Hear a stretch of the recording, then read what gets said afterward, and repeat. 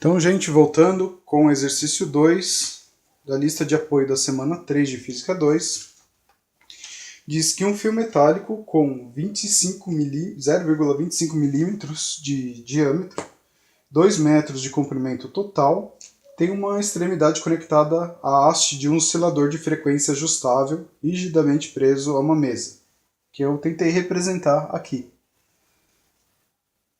O fio passa por uma roldana fixa num suporte preso à borda da mesa, e da sua outra extremidade pende um bloco de massa M igual 2,55 kg. A figura esquematiza o arranjo sem mostrar a mesa que o sustenta. O comprimento livre do fio, que é o comprimento do oscilador até a roldana, na horizontal, é de 1,5 metro, que eu coloquei aqui, que é o comprimento do fio que interessa para a gente. E a aceleração da gravidade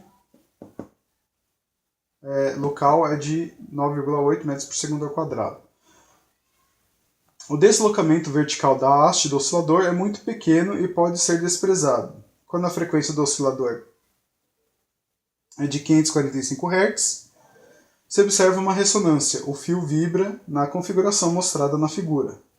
O curso máximo dos pontos da corda, largura dos gomos mostrados na figura, descontado do diâmetro do primeiro harmônico, aliás, é descontado do diâmetro do fio, acho que eu quis dizer, é de 2 milímetros. Aí ele pede para que frequências menores que essas se deve observar ressonâncias nesse sistema. A que comprimentos de onda elas correspondem? Bom, como vocês devem ter percebido, a gente está lidando com um estado de ressonância. Em um fio preso em duas extremidades, né, uma vez que o exercício mesmo fala que a variação vertical, o deslocamento vertical da haste do oscilador é muito pequeno e pode ser desprezado, então a gente está lidando com um fio preso em duas extremidades. Eu acredito que esse exercício era para ser muito maior e com algumas coisas mais complicadas. Por exemplo, calcular para que força ou onda, configuração de propagação de onda, é que esse peso vai ser levantado, por exemplo. Mas, aparentemente, poderia ter retirado toda essa parte aqui e desconsiderado a massa. Unicamente ter deixado o peso. Mas, em todo caso, temos um fio considerado preso nas duas extremidades e com comprimento de 1,5 metro. Como vou propagar, vou perturbar esse fio, ele vai oscilar. Se eu der uma oscilação, uma frequência ou força suficiente, ele pode variar nessa configuração, que seria F1 ou o harmônico fundamental. No entanto, a figura mostra que o fio em ressonância ele tem mais, né, a gente chama isso de um gomo, ele mostra um fio com pelo menos 5 gomos.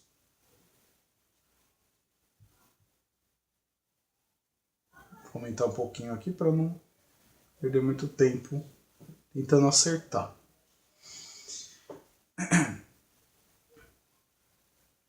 Então, é essa mais ou menos a figura que o exercício mostra.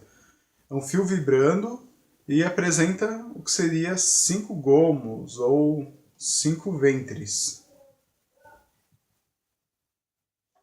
Então eles vibram. E a posição desses nós, ela é fixa. São regiões da corda onde não há vibração, não há deslocamento transversal. Então elas ficam fixas e somente esses gomos ficam oscilando, né, em torno do ponto de equilíbrio. Então, Neste caso que o exercício está apresentando, a gente está no harmônico 5. Lembrando que, no caso de um fio com as extremidades fixas, a frequência, ou comprimento de onda associado à frequência, serão múltiplos ou submúltiplos do comprimento da corda, né, onde está ocorrendo a oscilação. Para o caso da frequência fundamental, o comprimento de onda será 2 vezes o comprimento da corda. Por quê? Quando o fio estiver aqui em cima, né, quando ele estiver oscilando e ele estiver aqui em cima, é somente a crista de uma onda que normalmente tem essa configuração. Tem uma crista e um vale. Por conta da posição do antinó, a oscilação permite, ou é permitida, para o caso de haver espaço somente para um gomo, ou ventre, ou a crista dessa oscilação. Mas, novamente, como as extremidades estão fixas e o comprimento é limitado, então somente múltiplos e submúltiplos da frequência, múltiplos da frequência e submúltiplos do comprimento de onda serão permitidos. Então, novamente, para o caso descrito no exercício, a gente está numa situação de F5, ou seja, é a ressonância de ordem 5, né, da oscilação.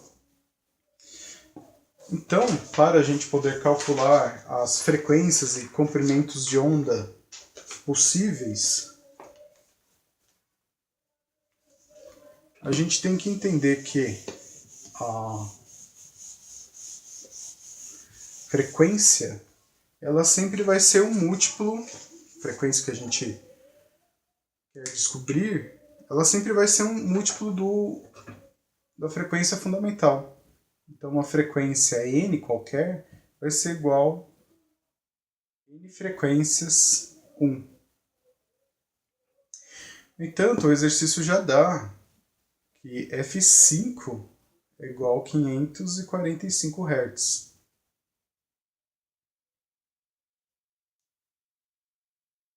Portanto, 545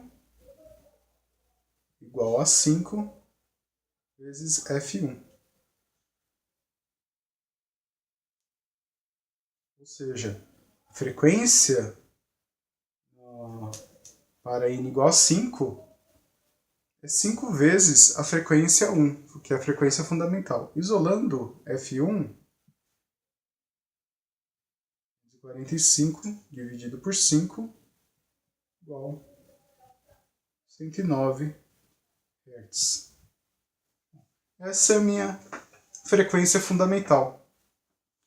Agora, por que a frequência fundamental? O exercício tinha pedido para a gente determinar todas as frequências e comprimentos de onda associados das frequências inferiores que podem ocorrer nessa configuração do sistema. Então já temos a primeira, que é fundamental, a partir da qual a gente vai conseguir as demais.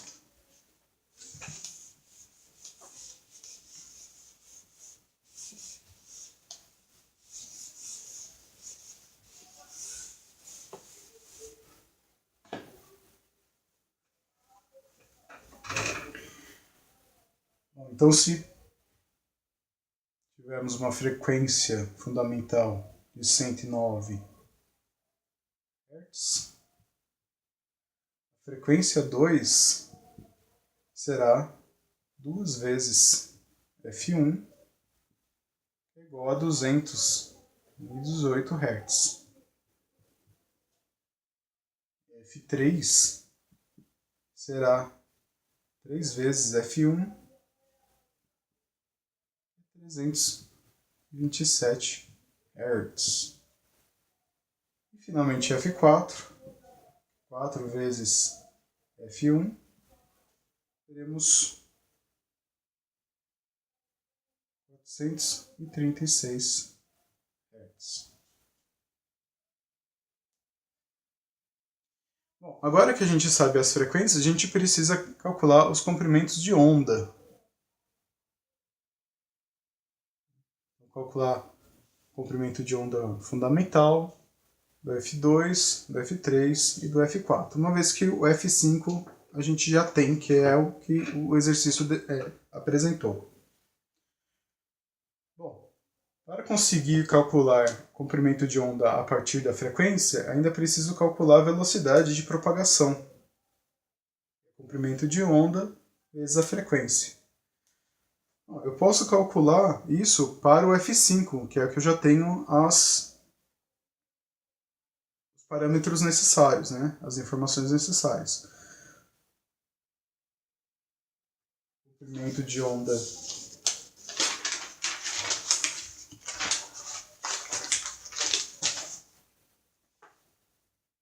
também posso fazer para o fundamental, que já é mais fácil, que eu posso partir do comprimento. Vamos lá, fazer do fundamental. Então, a velocidade de propagação vai ser fundamental, né? Comprimento de onda do fundamental vezes a frequência do fundamental. Eu sei que o comprimento de onda do fundamental vai ser 2 vezes o comprimento da corda onde está havendo a oscilação, vezes a frequência, 109 Hz. O comprimento da corda disponível para ver a oscilação é de 1,5 m. Então, uma vez 1,5 m vai dar 3 vezes 109, igual a 327 metros por segundo. Então, para cada uma dessas frequências, para eu achar o comprimento de onda relacionado, é só usar essa mesma fórmula, só que isolando o comprimento de onda. A velocidade de propagação ela é uma função da densidade linear da corda e da tração, né? Tração que gerou a onda. Então, ela vai se manter constante, independente do comprimento de onda ou da frequência. Então, vamos usar essa mesma velocidade para calcular o comprimento de onda de todas as outras ondas ressonantes.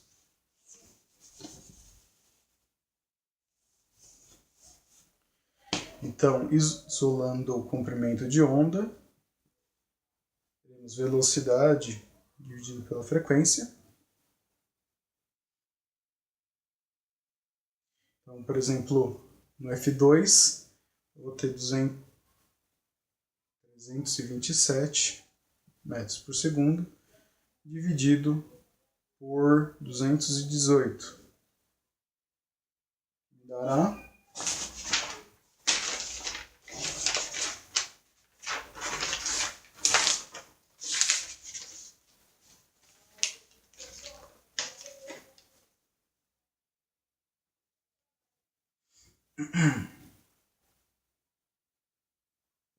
1,5 metro. Bom, o comprimento de onda do fundamental eu já sei que é 2 vezes o comprimento da corda, que é 3 metros. O de F2, que eu acabei de calcular, será 1,5 m. Do F3, calculando pelo mesmo processo, será 1 metro. E F4 será 0,75 metro. Então, como o exercício pediu, aqui eu tenho as frequências de cada uma das ondas ressonantes inferiores à frequência apresentada inicialmente e os comprimentos de onda relacionados. A única fórmula que eu precisei realmente usar aqui, além dessa relação dos múltiplos das frequências, foi a fórmula da velocidade em função do comprimento de onda e da frequência.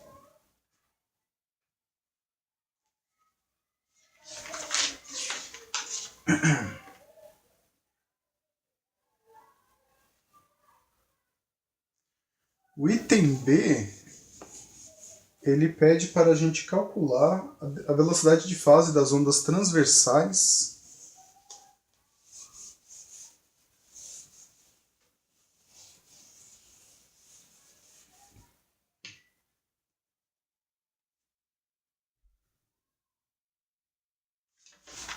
que ele chama de velocidade de fase é simplesmente a velocidade de deslocamento longitudinal.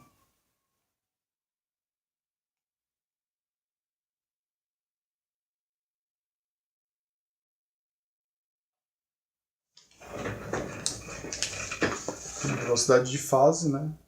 Simplesmente você pode pegar qualquer comprimento de onda e qualquer frequência, que é a mesma coisa que a gente fez no item anterior, e achar a velocidade de 327 metros por segundo. Ele só colocou o nome, eu poderia falar simplesmente velocidade de propagação, mas ele usou esse termo, velocidade de fase, velocidade de fase das ondas transversais. Então, o resultado é a mesma velocidade de propagação que a gente tinha usado, né, no item anterior, 327 metros por segundo.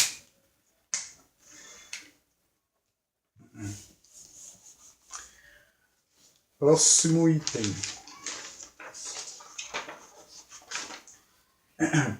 Com o fio vibrando na condição descrita inicialmente, né, para F5, frequência F5, quais pontos atingem o máximo valor da aceleração durante o ciclo? Qual é o valor desse máximo?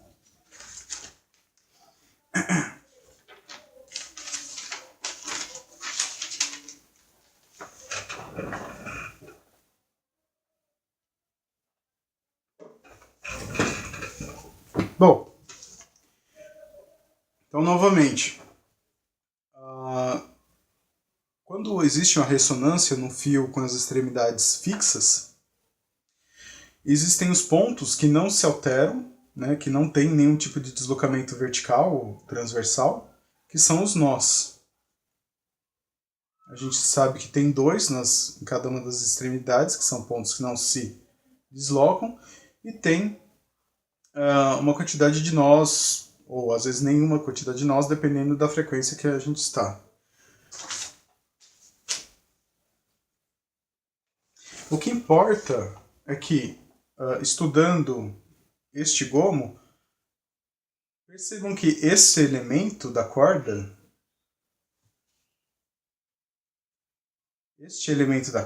ele vai ter uma amplitude diferente deste elemento da corda. E por quê? Porque vai ter um momento que esse gomo inteiro terá que passar aqui pelo ponto de equilíbrio. Ele não vai poder se subdividir, ele anda junto. Então, se essa é a posição máxima do gomo, cada elemento vai ter uma amplitude diferente. E se ele vai ter uma amplitude diferente nesta posição, e quando chegar no ponto de equilíbrio todos terão que estar na mesma posição relativa, né? Então, a aceleração e velocidade de cada um vai se comportar de maneira diferente ao longo do tempo. Porque este elemento ele vai ter que fazer esse percurso para chegar no ponto de equilíbrio. Este elemento vai ter que fazer este percurso para chegar no ponto de equilíbrio. Só que eles terão que fazer esses percursos de comprimento diferente no mesmo tempo.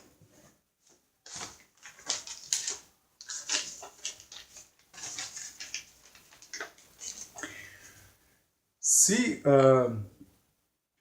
na situação descrita eu tenho 5 ventres, né, de ressonantes, chamar assim, né? Eu tenho 5 ventres formados pela oscilação, cada ventre vai ter 30 centímetros, né? Uma vez que todo esse trecho tem 1,5 m. Então, 1,5 m dividido por 5 vai dar 30 centímetros para cada gominho.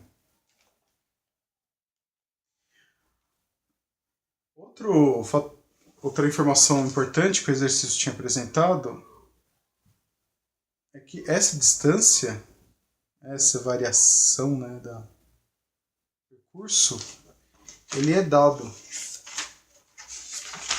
E ele chama de curso máximo dos pontos da corda. Então, o curso máximo que a corda vibra, que é que ela caminha naquele sentido transversal. Ele fala que essa distância é igual a 2 milímetros. Se essa distância total é 2 milímetros, quer dizer que a amplitude máxima, vamos chamar de y, m, é igual a 1 milímetro. Tudo bem? Então eu consegui tirar a amplitude máxima da oscilação por uma informação apresentada no enunciado.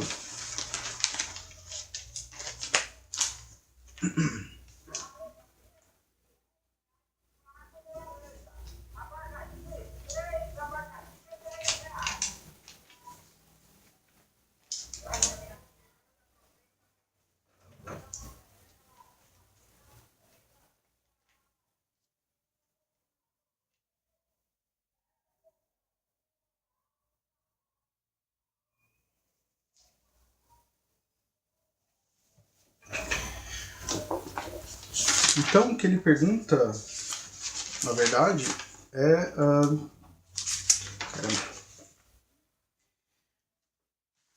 Achei.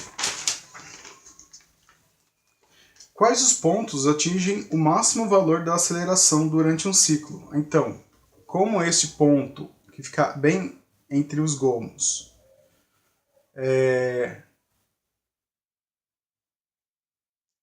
o ponto que precisa percorrer a maior distância no mesmo tempo, então ele vai ser o ponto que vai precisar mais acelerar. Eu sei que é uma parte um tanto complicada, até eu estou meio bagunçado aqui com as minhas anotações, mas percebam que em cada ponto médio de um gomo, né, bem no centro do gomo, é justamente onde a corda estará mais longe, né, do ponto de equilíbrio, ou seja, o elemento de corda, aquele pedacinho infinitesimal, vai estar mais longe do ponto de equilíbrio, só que na hora de voltar, né, uma vez que ele está oscilando, então ele está subindo e está descendo, vai ter um momento que esse trecho da corda vai ficar inteiramente aqui no ponto de equilíbrio.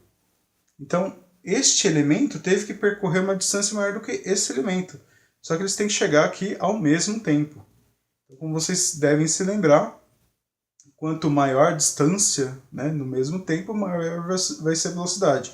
Se a velocidade foi maior, então a aceleração também foi maior. Então a gente pode definir que o ponto de maior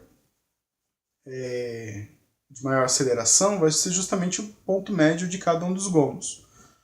Agora, como localizar, né, em x, né, em distância em relação ao ponto de origem, cada um desses gomos? Ora, no primeiro gomo, já que tem 5 ventres, a gente sabe que a distância daqui até aqui, essa distância é de 0,3 metros. Porque lembrem, eu tenho 5 ventres e o comprimento da corda é de 1,5 metro. Então, 1,5 dividido por 5 é dar 0,3, ou 30 centímetros. Então, esse primeiro ponto aqui, ele vai estar localizado bem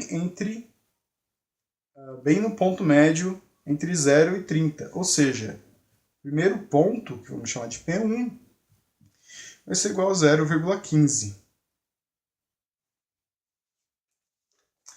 Definir o primeiro ponto é difícil, é o mais complicado. Definir os próximos já vai ser mais fácil. Por quê? Porque a distância deste ponto de máximo até esse ponto de mínimo, que também tem considerado, né? Porque aqui também terei um elemento de corda que terá que acelerar até o ponto de equilíbrio, que vai ser um ponto de máxima aceleração também. A distância desse ponto até esse ponto é justamente o tamanho de cada gomo. Então, se P1 é igual a 0,15 metro, P2, que são os pontos de máxima aceleração, né, nessa oscilação, vai ser 0,15 mais 0,30, igual a 0,15. 45 metros. O ponto 2, ou aliás, o ponto 3, será este ponto mais 30 centímetros, né? Eles vão se, eles são equidistantes. Então, se eu tenho o segundo ponto, eu consigo calcular o terceiro. Então, vai ser 0,45 mais 0,3. 30 é 0,75.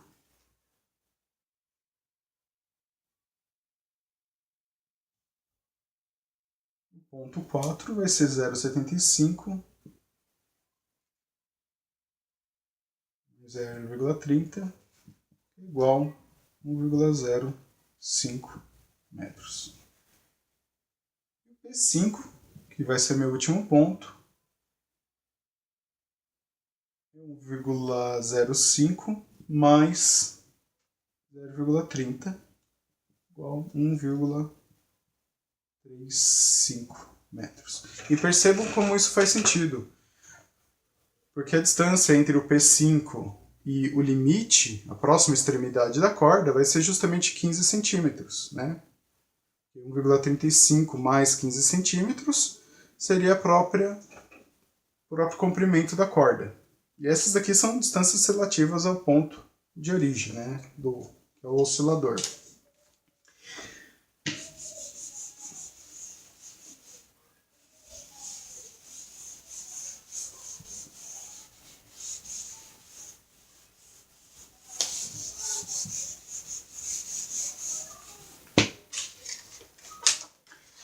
Bom, agora ele quer saber o ponto de máximo.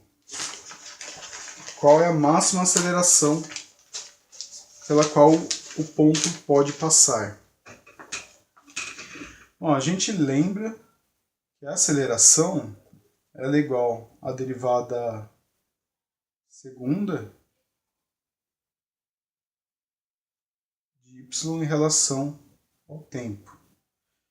Lembrando que esse símbolo é quando é uma derivada parcial. Agora, como as minhas funções de espaço e velocidade dependem da posição x e do tempo t, então uso esse sinal de derivada parcial, porque eu mantive, no caso, o espaço constante, o x foi considerado constante, para o tempo variável.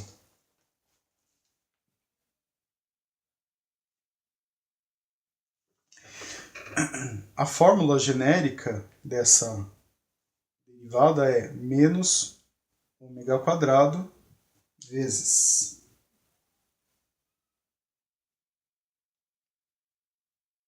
ym vezes seno de x menos ômega t. Então essa é a genérica. Para o caso de um ponto de máximo, né, esse seno fica 1, então a aceleração é igual a menos ômega ao quadrado vezes amplitude ym. Novamente,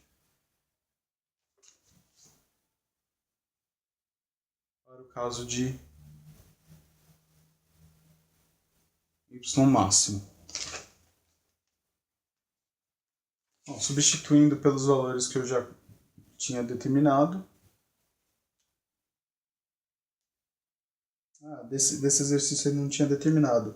Então, a frequência ômega será igual a 2πf. Como é a frequência 5,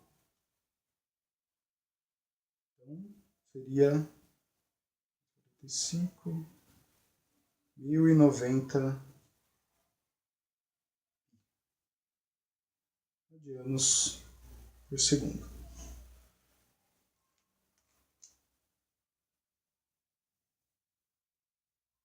Aqui vai ficar 1090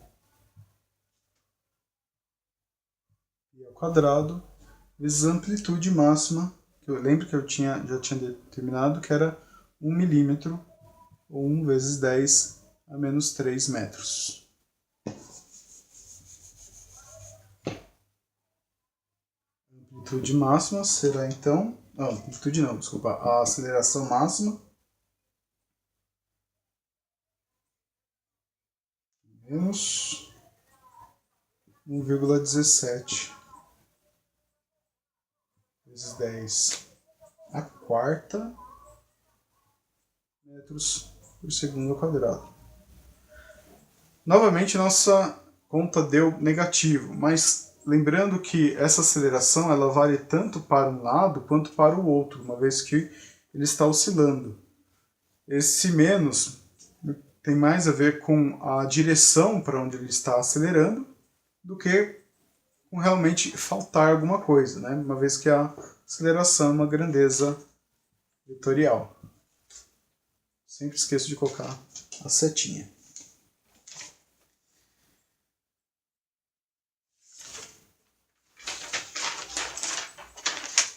Então essa é a resposta para a aceleração. Perguntou a aceleração máxima.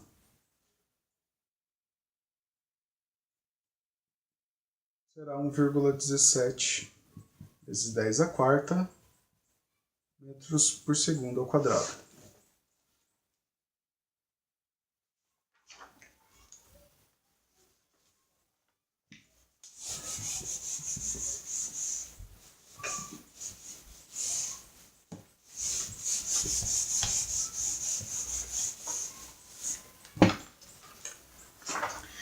O último item desse exercício, ele pergunta qual é a massa do fio.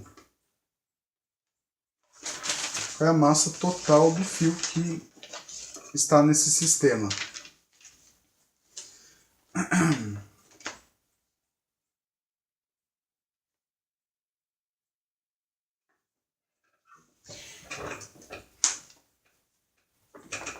Bom, a gente tem que considerar que como não há um deslocamento dessa massa, senão seria percebido, a tração usada para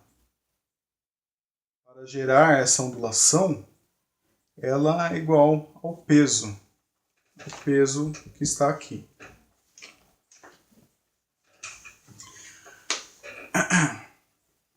A tração, vocês devem se lembrar, ela pode ser isolada da fórmula da velocidade de propagação, que é igual a raiz quadrada de tração sobre a densidade linear.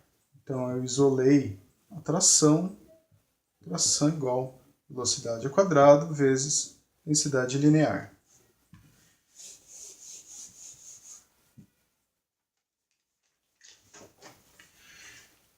E é justamente isso que eu vou colocar no lugar de tal aqui.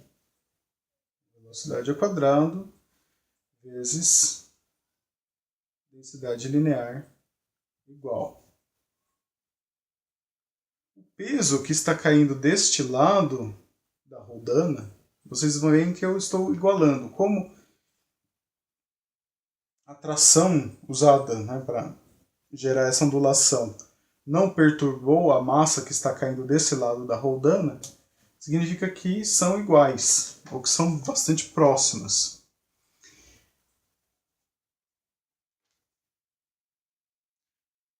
Porque, afinal de contas, até para gerar essa ondulação, eu preciso vencer a força, né, que todo esse sistema, que essa parte do sistema está gerando, para impedir, né, a ondulação. Desse lado, então, o que está caindo como peso é a massa do objeto, né, do corpo, então é a massa dele vezes a aceleração da gravidade, mais um trecho da corda, que essa corda tem um peso significativo, né, tem uma massa significativa. Então eu não posso desprezar esse meio metro de corda. Se a corda tem ao todo 2 metros e 1,5 metro está sendo usado para a oscilação, então aqui eu tenho meio metro de corda.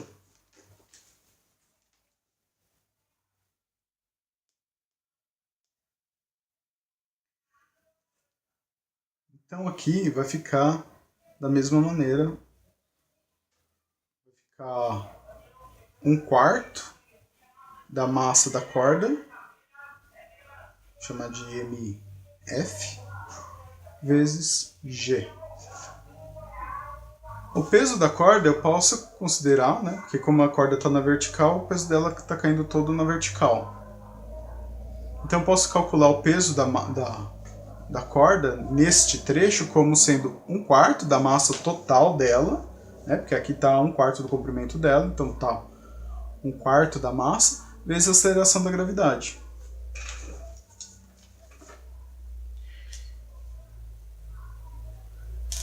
A velocidade de propagação eu já tinha calculado que era 327 metros por segundo. Então aqui fica 327 quadrado. A densidade linear ela é calculada pela massa da corda dividido pelo comprimento. Aqui vai ser o comprimento total, que é 2 metros, igual a M, e a massa do corpo é 2,55 vezes 9,8, que é a aceleração da gravidade, mais 1/4 de MF vezes 9,8. Pois bem,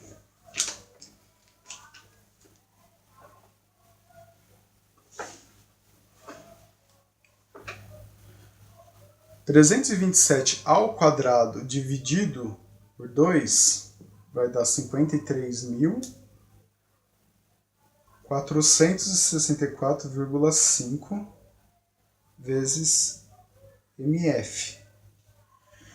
Esse 9,8 dividido por 4, eu já vou passá-lo para o primeiro membro. Como ele está positivo aqui, eu vou passá-lo negativo.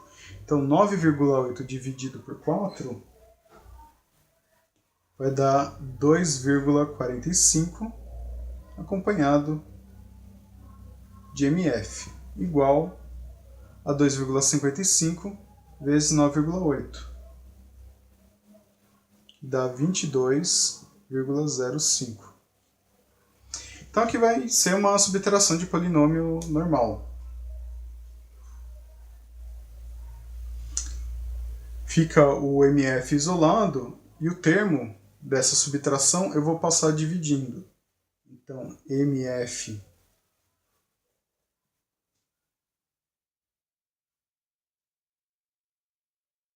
é igual a 22,05 dividido por 53.462,05. Então, simplesmente esse número, 53.464,5, menos 2,45. Deu isso. Essa divisão dará 4,12 vezes 10